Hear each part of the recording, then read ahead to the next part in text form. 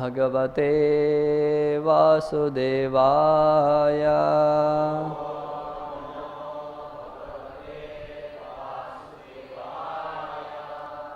ॐ नमो भगवते वासुदेवाय।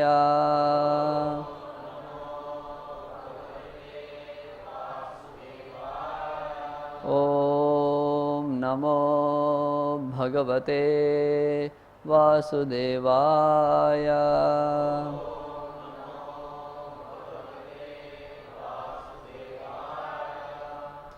Reading from Srimad Bhagavatam, Canto 10, Chapter 10th, and text first. Shri Rajo Vacha Katyatam Bhagavan Etat Tayo Shapasya Karanam Yattad Vigarhitam Karma Yena Va Devarshes-tamaha.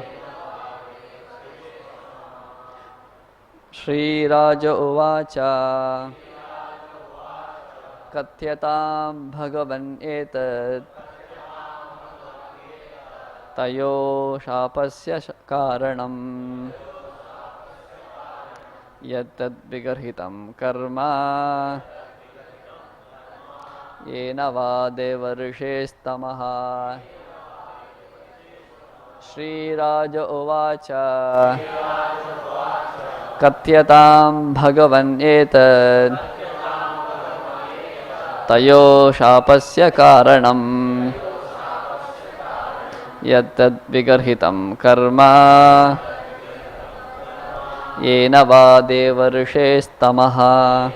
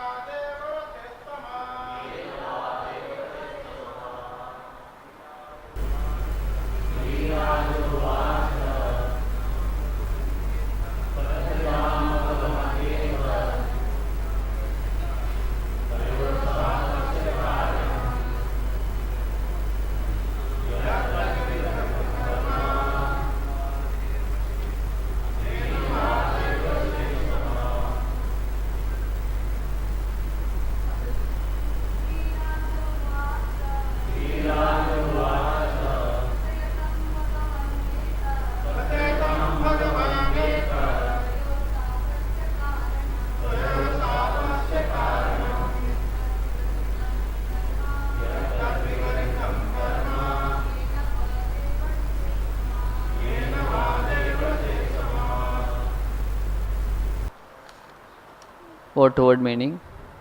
Shri Raja Uvacha. The king further inquired. Katyatam. Please describe. Bhagavan. O supremely powerful one. Etat. This. Tayo. Of both of them. Shapasya. Of cursing. Karanam. The cause. Yat. Which. Tat. That. Vigarhitam. Abominable. Karma. Act. Yena. By which. Va. Either. Devarshes-tamaha. The great sage Narada became so angry. Translation.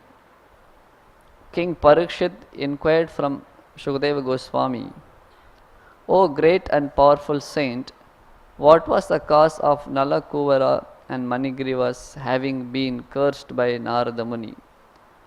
What did they do that was so abominable that even Narada, the great sage, became angry at them? Kindly describe this to me. We'll read the next two verses since this doesn't have purport.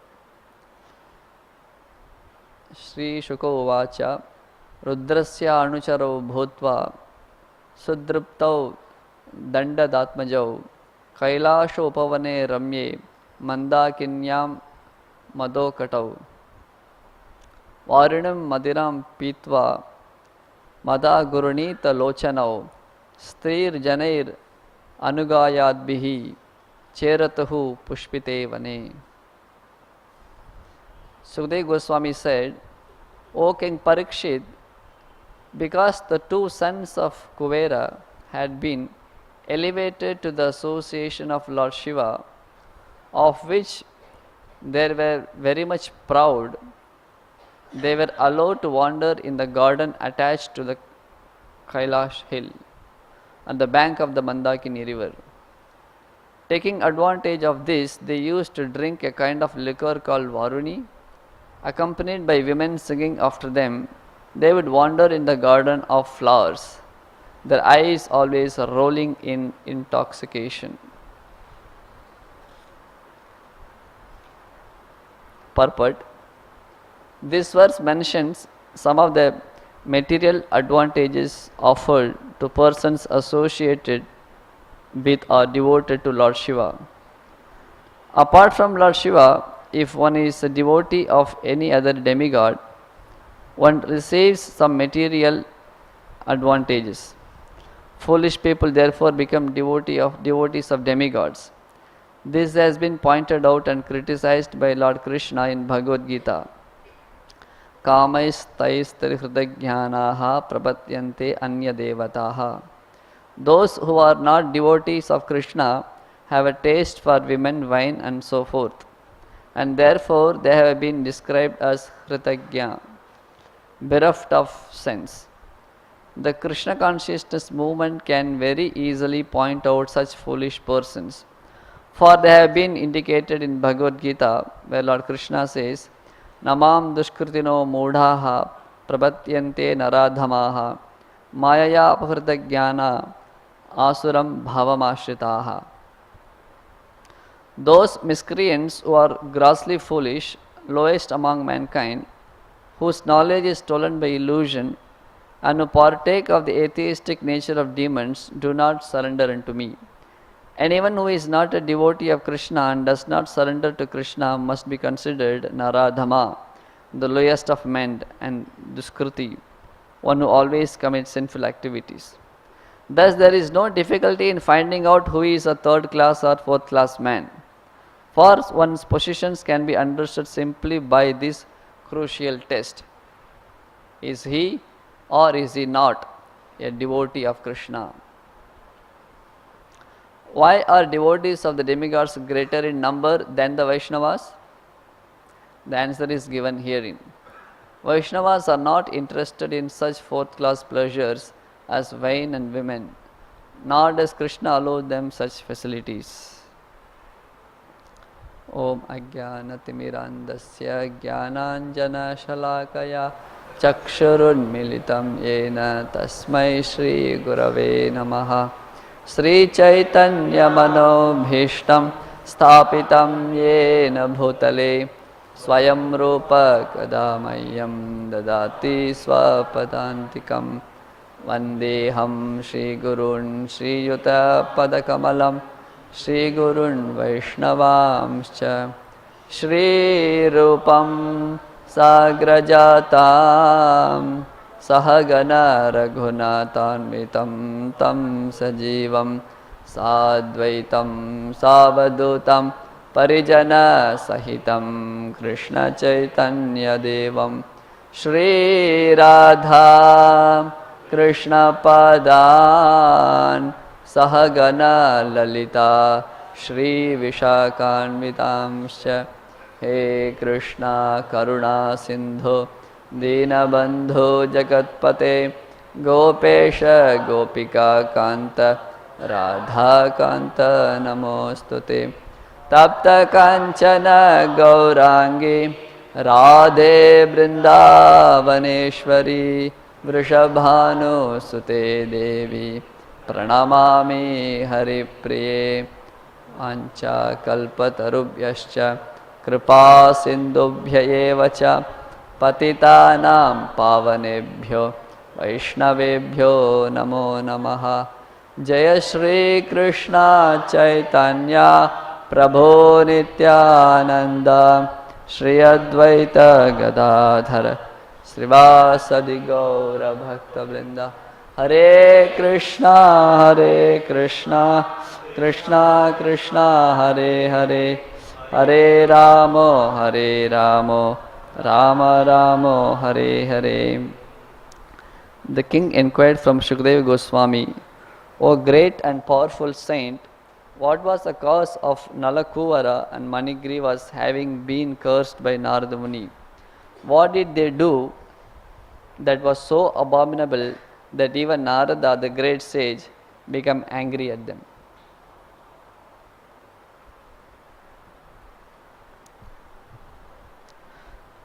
Hare Krishna. Seek your blessings of the devotees to speak something on this verse.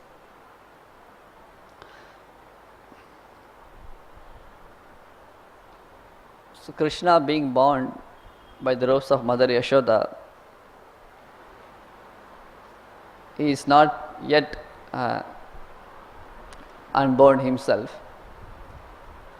And Parikshit Maharaj did not wanted to leave this pastime, go very easily. So he is diverting a topic little bit, as if keep this pastime going on for some more time, because after some time Krishna going to break these two trees and then the pastime will be finishing more or less. So Parikshit Maharaj is in ecstasy. He is asking this question to Shukadeva Goswami about the history of Kuvera's two sons, Nalakuvara and Manigriva. So this particular pastime is going to unveil a different aspect of the Damodar Leela, which is going to in the heart of the Rasikas is going to create an amazement or uddipana, that how is it possible all contradictions are resolved in the Supreme Absolute.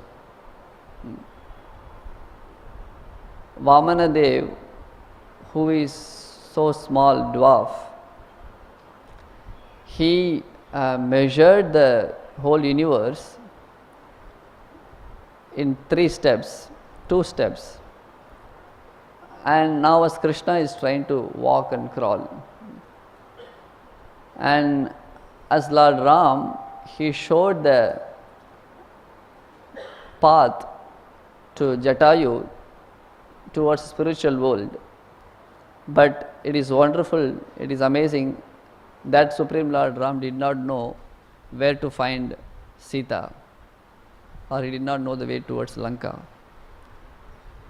And here another aspect of Krishna's amazing quality, that Krishna, who is himself is bound by the loving robes of Mother Yashoda, is going to deliver the Yamal Arjuna trees, Nalakuvara and Manigriva. So this is only possible with Krishna, that even though he himself is bound, but he can liberate the others.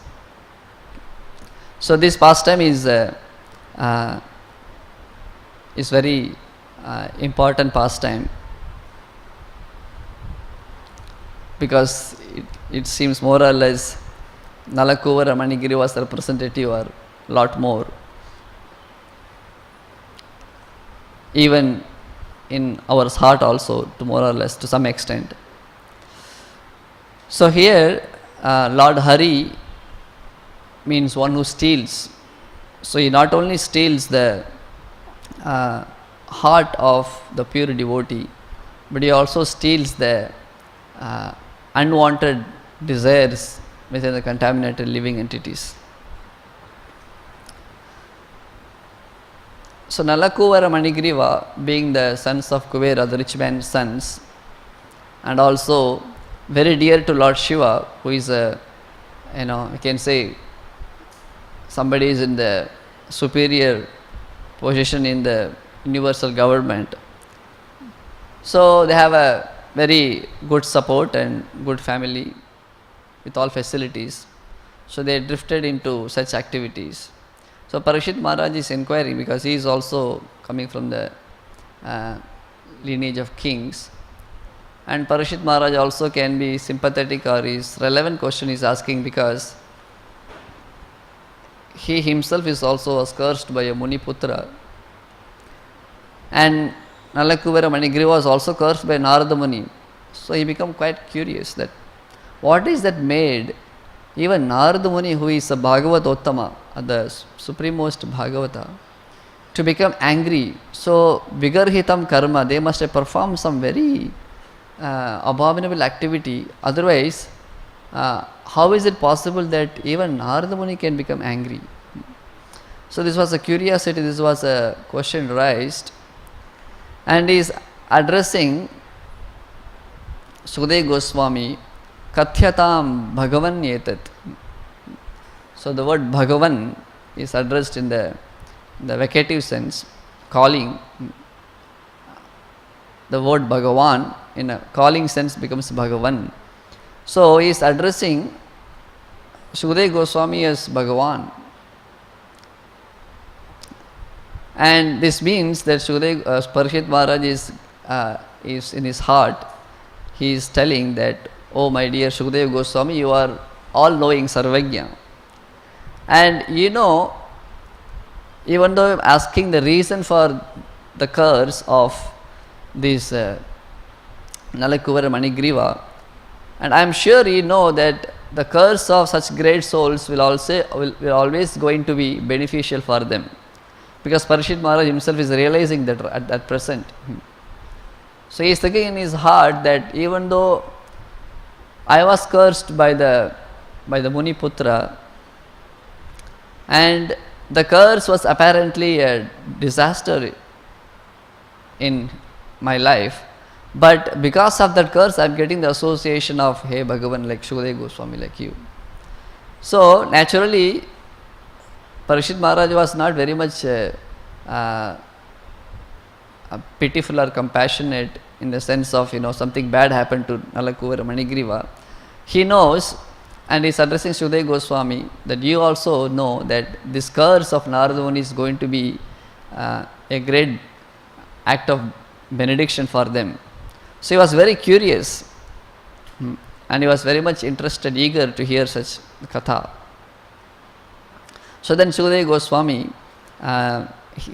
seeing the enthusiastic inquiry of Parikshit Maharaj narrating, Sukadeva Goswami said, O King Parikshit, because these two sons of Kuvera has been elevated to the association of Lord Shiva, which they were very much proud, they were allowed to wander in the garden attached to Kailash hill.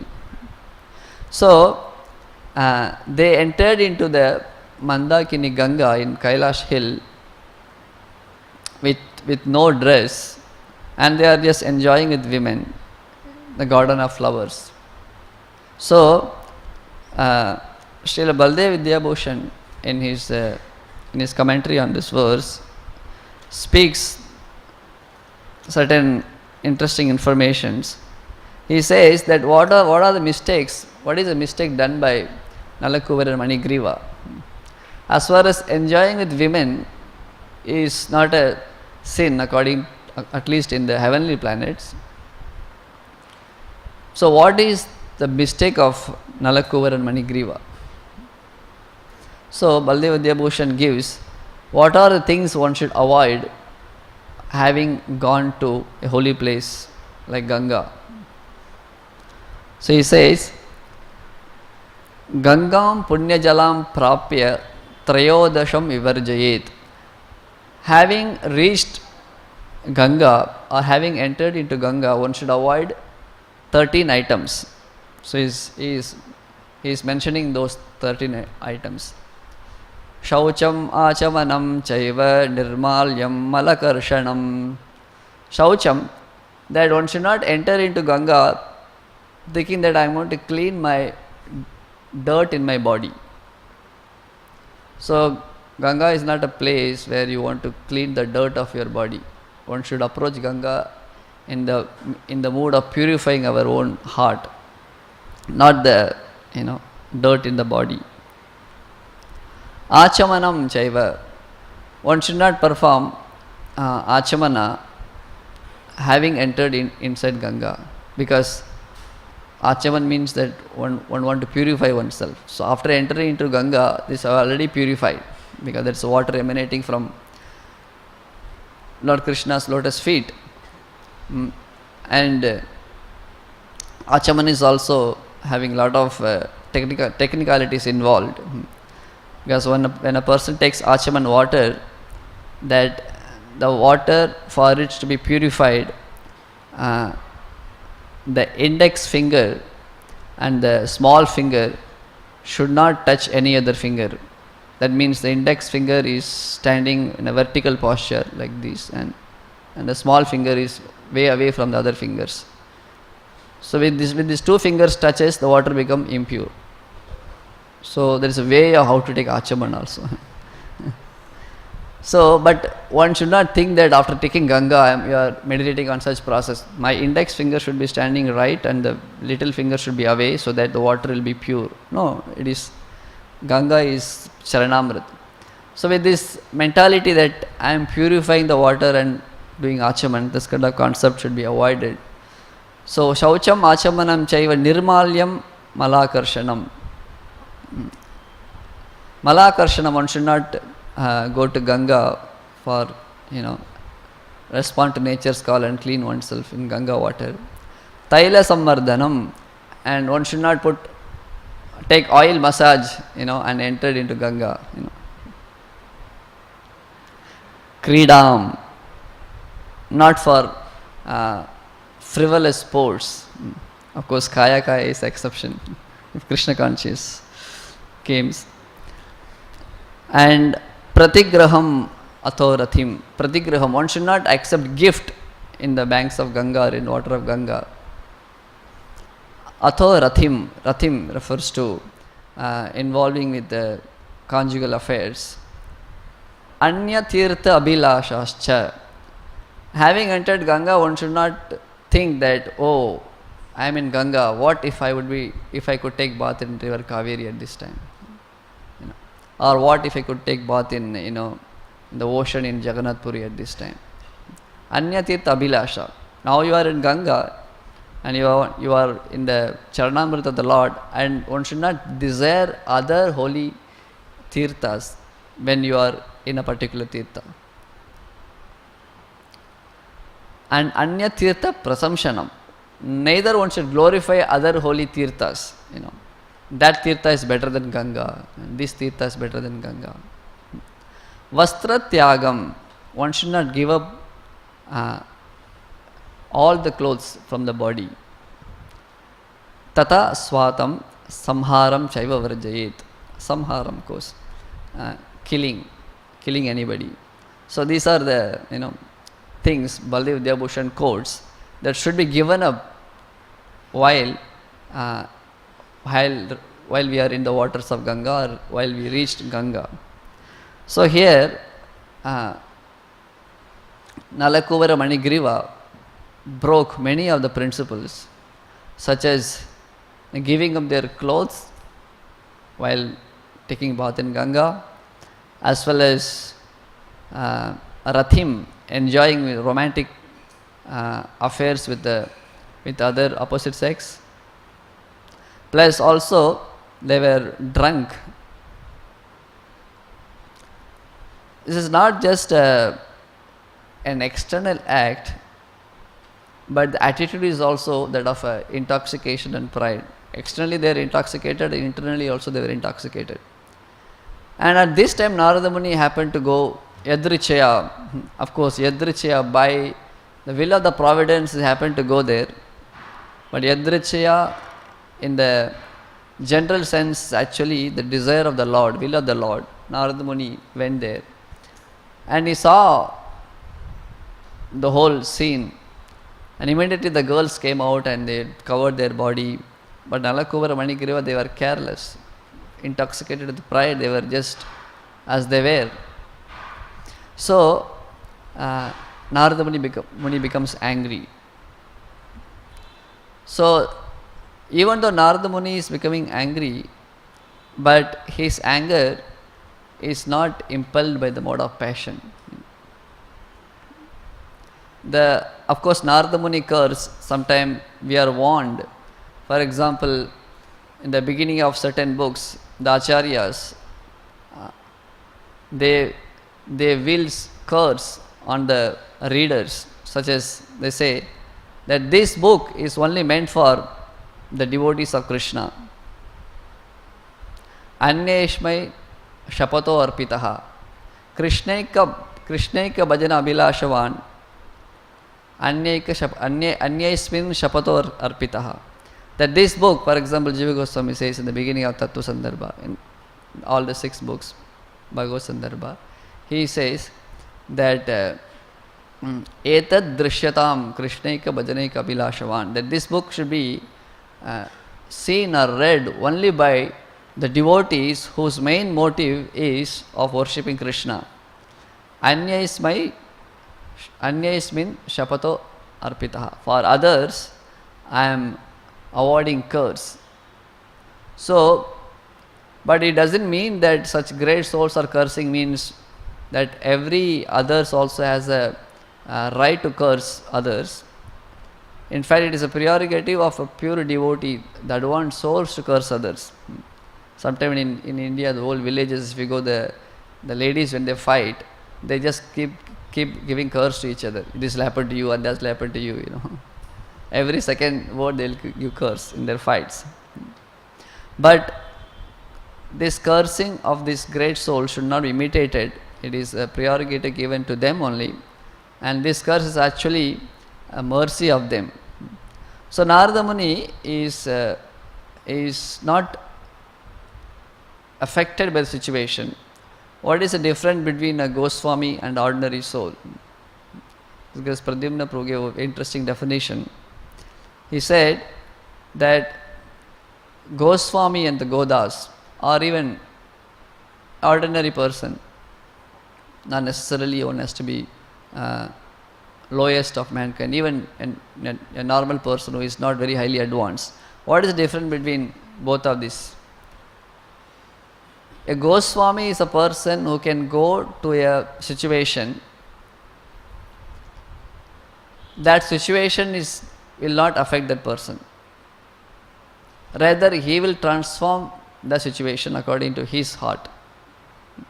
For example, Haridas Thakur was put in the situation where he was alone in a moonlit night with a prostitute. But the world thought that he will be affected by the situation around him, but rather Haridas Thakur affected the situation, not he got affected. But on the other side we see like Ajamila. If it's not that much advanced, or if it is the will of the Lord, then the person get affected by the situation.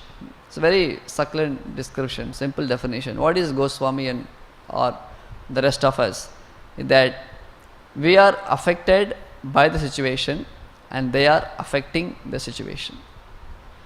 Very simple definition. So Narada Muni is a pure devotee. We can compare the situation of Ajamil and Narada Muni. Ajamil also saw, he was put in such situation that he was seeing a prostitute and a Shudra enjoying together in the forest. And Narada Muni comes here and sees in the Ganga water body in the forest, Nalakuvara and Manigriva enjoying with women. But Narada Muni did not get affected by the situation. Shukadeva Goswami did not get affected by the situation of when the ladies are taking bath in the lake. But Ajamil's case, he was affected. I mean, Ajamil is not just a Godas, we can't call him because he's such a, the discretion of Ajamil is so high. What to speak of us? That we are all governed by the situation and environment. So, many times we are warned that we should not, the sadhaka should not be proud of our situation at present.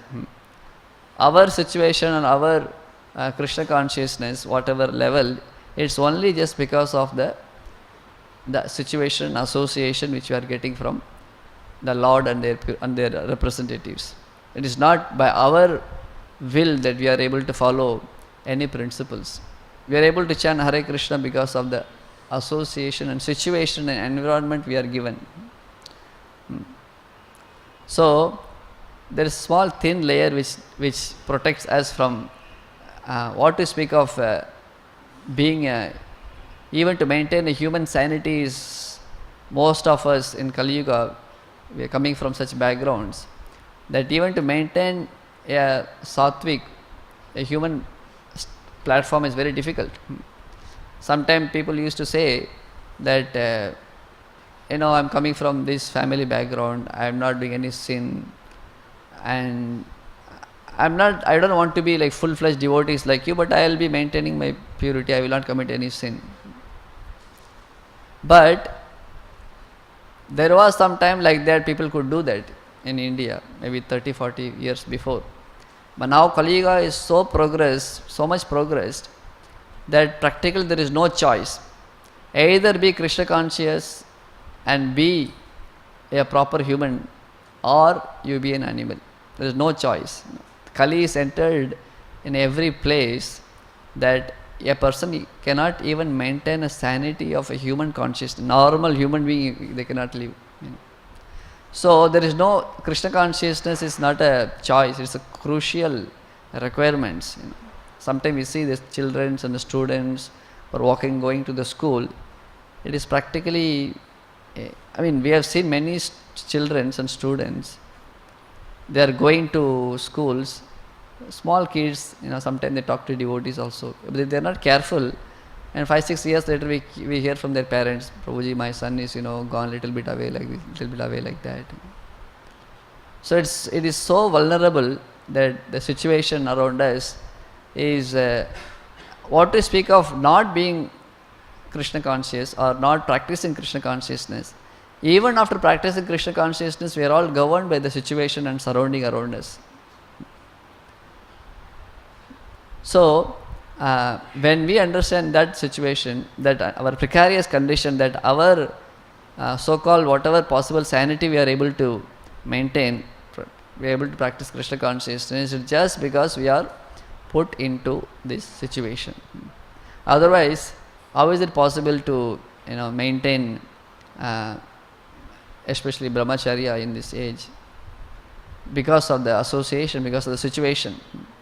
So even though others may respect us for whatever we are, but we can understand that is coming, the source is coming because of the association and environment. But when a person achieves the level of Goswamis, he is not depending on the environment and surroundings, he is relishing Krishna in the heart. So such person, he can go alone, like Narada Muni is traveling everywhere. Again, Narada Muni gives hope for us, because Narada Muni also had his own lifestyle, which was similar to Nalakuvar and Manigriva. He was as a Gandharva, he was singing Prabhupada's cinema songs, and a lot of girls around him were enjoying the songs, and he was on his own world. And he himself was cursed by the sages that you are intoxicated with women around you and singing all these songs, you become a Shudra. So Narada Muni had his life of apparently, at least, so-called life of sin, a background. Some of us may also have various degrees of background.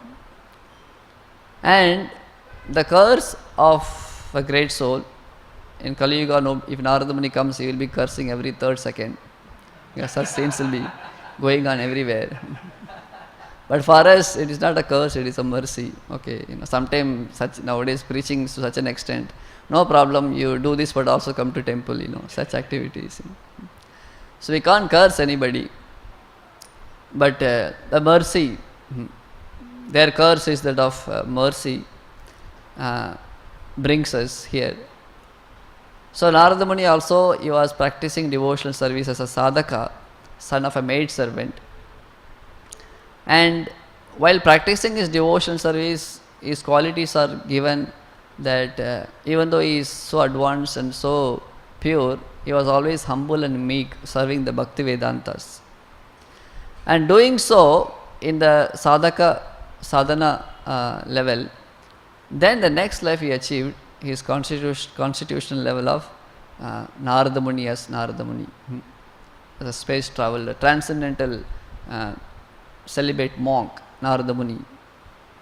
So, 3 levels of conditioned background, sadhana bhakti and constitutional position. So, Narada Muni is giving example for all these 3 levels. As a Gandharva, he was the background of conditioning, and as a son of a maid servant, he is performing sadhana bhakti, and he achieved pure transcendental state of Narada Muni. So, he is giving us hope. So, Narada Muni is also doing the same thing to Nalakuvara Manigriva. They were enjoying life as what Narada Muni did, and he is giving his curse. He knows that very soon they will be doing sadhana in Gokul, meditating, waiting for Krishna, and then Krishna will come and they will get their pure, they will come into the pure devotional platform. So that is a parampara. But what we can learn from this is the attitude of Narada Muni versus Nalakuvara Manigriva. When Narada Muni, what is the Nalakuvara Manigriva, even as the demigods are doing these activities, these external activities are not that big offense. But the attitude was the most difficult thing which Narada Muni could not tolerate. Imagine if Nalakuvara Manigriva, who were enjoying such kind of sinful activities, as soon as they would have seen Narada Muni, they would realize and come on the shore in the proper etiquette and bow down to Narada Muni. Certainly, Narada Muni would not have cursed. But the attitude of Nalakuvara Manigriva impelled Bhagavata Uttamasyopi. Parikshit Maharaj is asking, wondering, what is that even by which even Narada Muni could curse them? That is his amazement. He was not amazed why Nalakuvara Manigriva, what did they do in the Ganga, But he was amazed that what did they do in Ganga by which even Narada Muni became so angry at them. So that attitude, because Krishna is merciful and the devotees are even more merciful. So Krishna and their devotees can easily forgive sins, but they become intolerant, and for them it becomes very distasteful if the attitude is improper. So Nalakuvara Manigriva attitudes were very abominable. They were pride, intoxicated with pride. They did not ask forgiveness. So Narada Muni cursed them. So not only if attitude is there, if there is a proper attitude, even in committing mistakes, that can be forgiven. Because we all keep committing mistakes. But what is attitude, Krishna says? Krishna gives often again and again chances.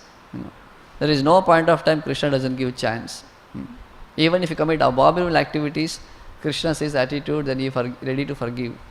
If the heart is of proper remorseful and repentant. Not only in forgiveness, the same attitude is important even rendering of the positive services.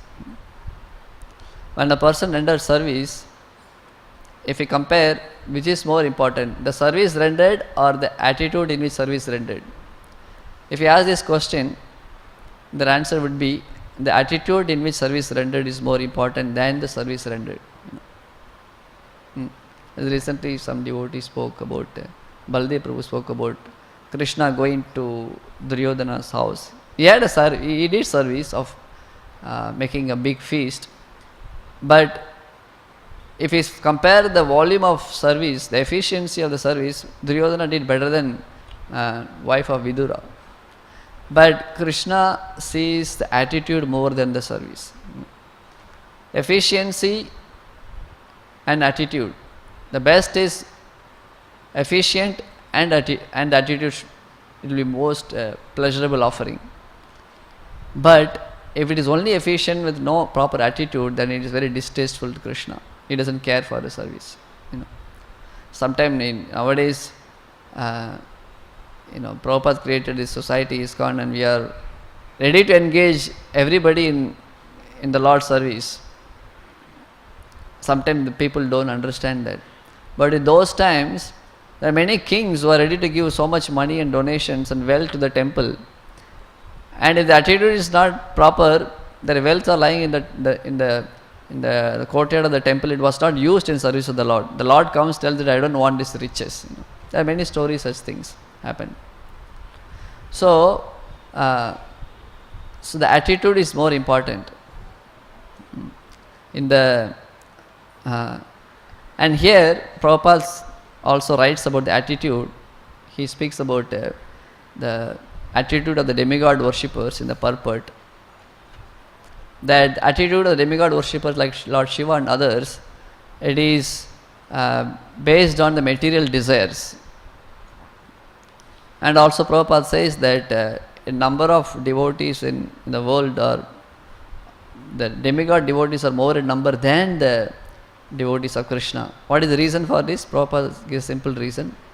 Because they are affected with the material desires. And Prabhupada gives a radical purport, says that how do you understand who is a first class or a third class, fourth class man? Prabhupada asks one question. For one's position can be understood simply by this crucial test. Is he or is he not a devotee of Krishna? So, since Prabhupada spoke on this particular topic for the whole purport about demigod worship and Supreme Lord worship, I would like to speak a little bit about this. So, as you know the philosophy, the demigod worship is condemned by Krishna himself, but not rejected. It is condemned but not rejected. Because demigod worship also has its own place, because it brings a person towards a platform of pure devotional service eventually. But it is not meant for those who are in the higher platform. For those who don't know the proper understanding, for them demigod worship. So there is interesting pastime, a story which tells this particular point of the demigod worship in a very graphic way. There was one great Brahmana. He was not a Brahman. He was born in a fourth class Shudra family, in a family of a Pana. And his business is he would go to a particular temple of Lord Narayan and he would sing songs for the Lord. So he was going every day, and especially would go for an Ekadasi days, and he would sing the glories of the Lord with a veena in his hand, and he would sing whole night on Ekadasi. And he would do this every Ekadasi. And one particular Ekadasi, the second Ekadasi of the month of Kartik, he was going towards this temple of Lord Narayan. On the way, he would always come across a forest. So in the forest there lived a Brahma Rakshas. So on this day, the Brahma Rakshas saw this devotee going with the veena to sing for the Lord, and suddenly he stopped him. And this Brahma Rakshas said that today my Lord has been merciful to me, so I am going to devour you today. So be ready. So this devotee said, my dear Brahma Rakshas, you please wait for some time. I have taken a vow that I will go every day, every Ekadasi to the Lord and sing for him. So I will do this duty of my singing, and then I will come back. then you can do whatever you want. And the Brahma Rakshasa said, oh, I understand that, all your trick of words, that after saying like this you will escape and you will never come back here. So today I am going to devour you and going to offer to my Devata and going to eat you today. So my Devata has sent you today, so I am going to do it anyway today. So then this devotee pleads, my dear Brahma Rakshas, I'll really tell you that I'll do this service and I'll surely come back to you and you can enjoy me the way you want. Please give me some time. But then the Brahma Rakshas was not ready. I know all these tricks. I will not let you go. I am going to eat you right away. At that time, this pure devotee Vaishnava, he tells, my dear Brahma Rakshas, I will take a vow in front of you that if I don't come back, I will accept the sins of committing many abominable sins. I will accept the result of committing many abominable sins. Then Brahma Rakshasa said, what sin you are, what sins effect you want to accept? So this pure devotee said that I will accept the reactions for the sin of breaking one's promise. And Brahma Rakshasa said, what is this? If you break somebody's promise, you will get the reaction for sin, and that reaction is not a big thing. So I am sure for the want of your life, you will ready to suffer that reaction, then want to be a food of me. This is not a big thing which is going to allow me to let you go. This reaction is not something very heavy. Then this devotee said, okay, my dear Brahma Rakshas, I will also accept the reaction of a sin of a person who performs adultery. So Brahma Rakshas said, oh, this seems like something little higher. But even this also one can get rid of it. So I cannot spare you for this because you may not come back, because there is some other atonement you can get rid of this. So I cannot spare you. Then he says, okay, if you are not satisfied with this, I will take a reaction of a sin of differentiating while serving the guests who come to my home. Then Brahma Rakshasa said, this is also not so very difficult. So in this way, he goes on taking many reactions on him, such things. The sin of offering a land to a Brahmana and taking it back, a sin of enjoying a woman in her youth and rejecting her in her old age. I will accept the reaction of a sin of performing an Amavasya day, performing Shraddha on the Amavasya day and uniting with the wife. And I will also accept the reaction of a sin of eating delicious food in the house and after eating speaking abusive words about the host. And I will also take a reaction of sin of breaking the promise to a father who gives suitable young boy that will give his daughter in marriage to him. I am just reading the text.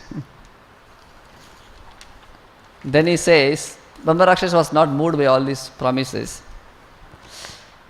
Eating without taking a bath, breaking the promise of donating something to someone, sin of alluring a wife of a friend who has done so many favors, obstructing a thirsty cattle who is on the way to drink water, sin of killing a Brahmana, addiction to liquor, stealing gold and breaking a vow. And then he is spoken like this many things. The Brahma Rakshasa says all these reactions for these sins are not very difficult to overcome. So then this Brahmana was, the pure devotee Mahabhagavati was becoming restless. I want to go and sing for my Lord, and what to say by which he will allow me to go. So then finally this pure devotee says, okay, finally I will tell you one thing. I am ready to take a sin of this particular sin. I think if you hear the reaction for this sin, you should allow me to go. Then he proclaims that if I don't come back to you after singing the glories of my Lord on this Ekadasi day, I will ready to accept the reaction for a sin of equating the Supreme Lord Narayan with any other demigods.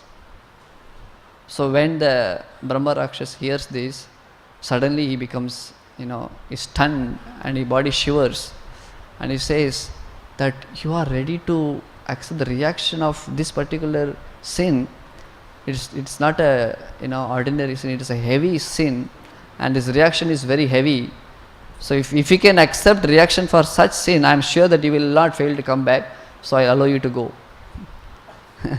So then, of course, this Bhagavat goes and sings for whole night, and he comes back.